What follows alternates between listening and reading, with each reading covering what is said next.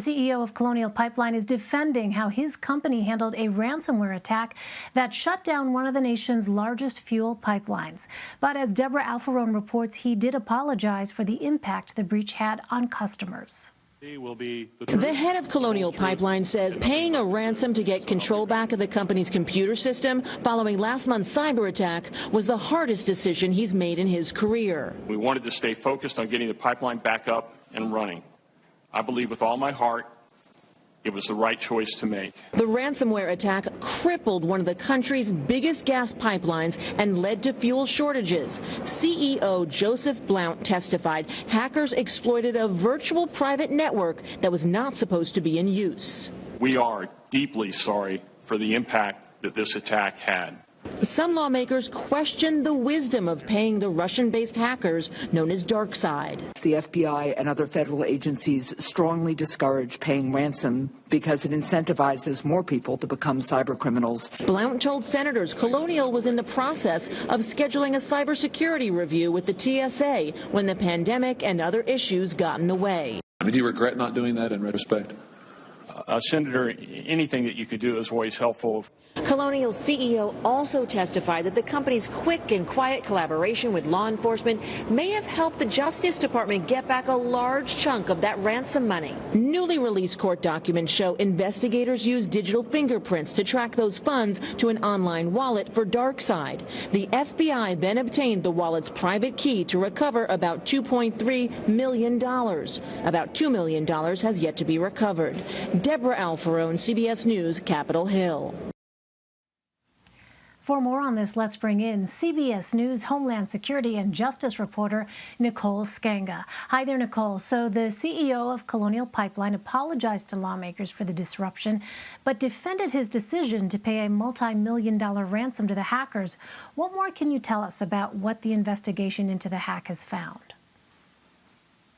Hi, Elaine. Well, CEO Joseph Blount said it was one of the hardest decisions he had made in his 39 years in the energy industry. But the decision to pay a ransom to hackers was made in just 24 hours. The company first discovered the hack on May 7th, a Friday, and that ransom of 75 Bitcoin, or about $4.3 million, was paid on May 8th, Saturday. At that point, the Russian-linked hacking group called DarkSide forked over some encryption tools that the company started to use to access its data, but these were less than perfect. In fact, it's been exactly 1 month since that transaction occurred, but Blount says the remediation process is still ongoing. In fact, the company's financial systems were brought back online just today. We also learned a little bit more about how DarkSide was able to gain access to the pipeline company's computer network. In late April, we learned that hackers used a compromised account to log into the virtual private network, or VPN, of Colonial Pipeline. And if that term sounds familiar,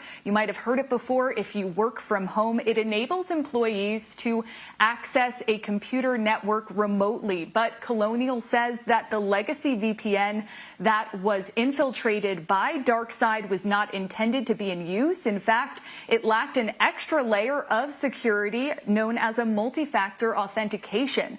It's still sort of unclear exactly how criminals were able to get a hold of the login credentials to that VPN.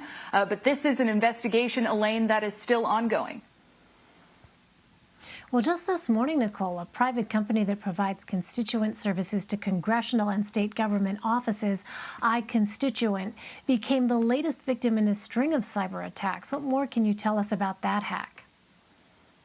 Yeah, ransomware hit a little bit closer to home for lawmakers today. A private company, a vendor that provides constituent services to members of Congress and state government offices, became the latest in a long list of ransomware victims. The vendor, which is called iConstituent, is used by about 60 offices in the House of Representatives to interact with constituents. Now, iConstituent has not responded to a request for comment from CBS News. However, the House of Representatives Chief Administrative Officer said in a statement today to CBS News that the company informed them Their e-newsletter service had been hit. At this time, it's not believed that any of the data breached, that none of the House data has been breached as of yet.